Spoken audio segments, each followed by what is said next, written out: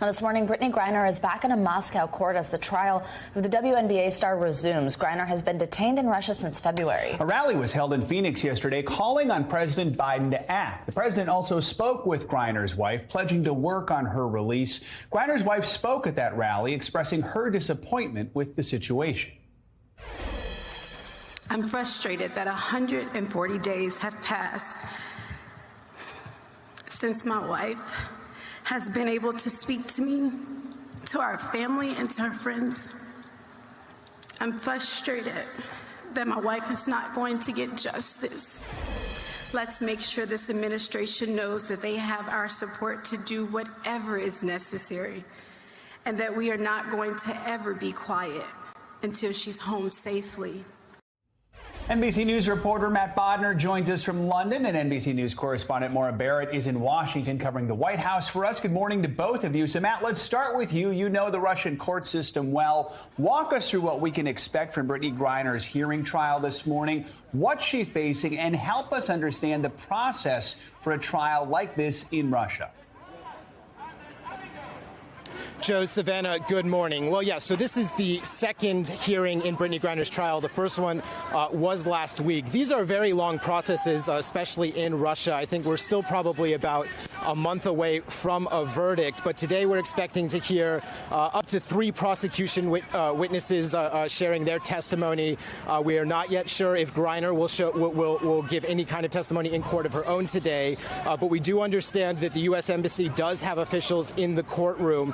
And she is facing extremely serious charges. Drug charges in Russia are really no laughing matter. They treat them extremely seriously. She is specifically being charged with drug smuggling because she was picked up allegedly in Moscow's Sheremetyevo airport in a customs zone. That is a maximum sentence of 10 years. And I have to say, it is almost a virtual certainty that she will be found guilty on those charges because we have statistics. Russia has an extremely high prosecution rate. A 2018 survey found that it was above 99%. So the unfortunate fact is that if you do face charges in Russia, it is extremely unlikely that you are going to be found innocent on those charges. So it's more of a question of how long is this process going to take. I'd say we're about a month away before we hear anything in that regard. Maura, let's bring you in here because yesterday the president spoke with Griner's wife, who we just heard from there a moment ago. What kind of support did he say his administration is going to give?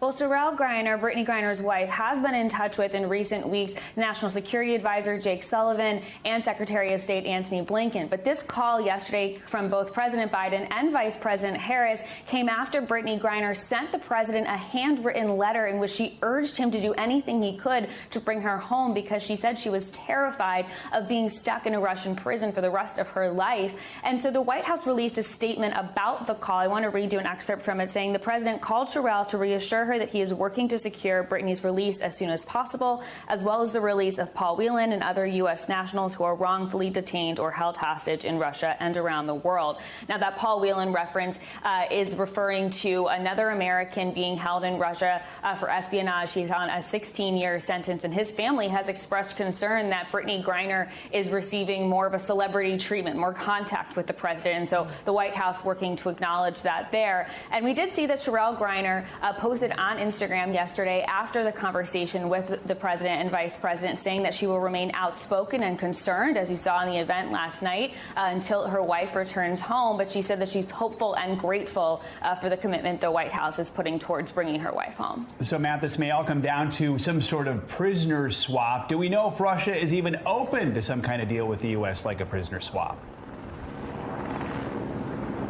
Well, Joe, they've denied directly this accusation, but there have been a lot of signals out of Moscow indirectly over the years that this is exactly what they're looking for. We don't even really need to look too hard for it.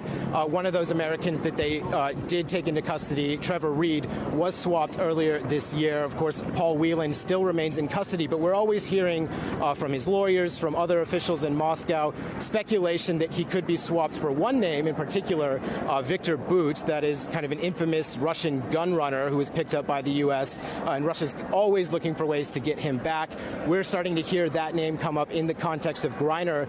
But just this morning, the Russian Deputy Foreign Minister Sergei Ryabkov said that the United States and Russia have a lot to talk about, a lot to work through before they can start talking about prisoner exchanges again. So you kind of get the impression that there is a political game being played here.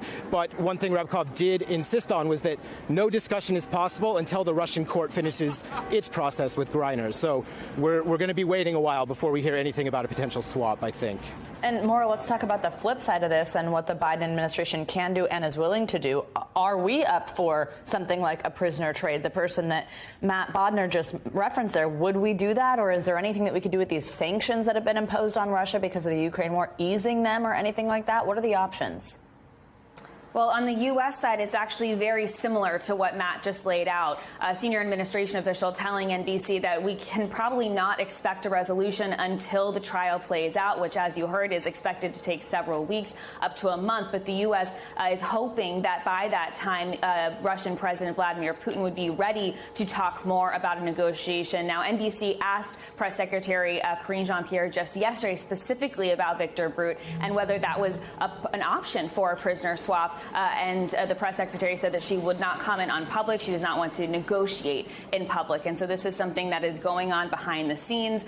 President Biden receives an update about Griner's status every day. And so this is, though, something we're going to have to see continue as she is on trial in Russia. Maura and Matt, thank you so much. Thanks for watching our YouTube channel. Follow today's top stories and breaking news by downloading the NBC News app.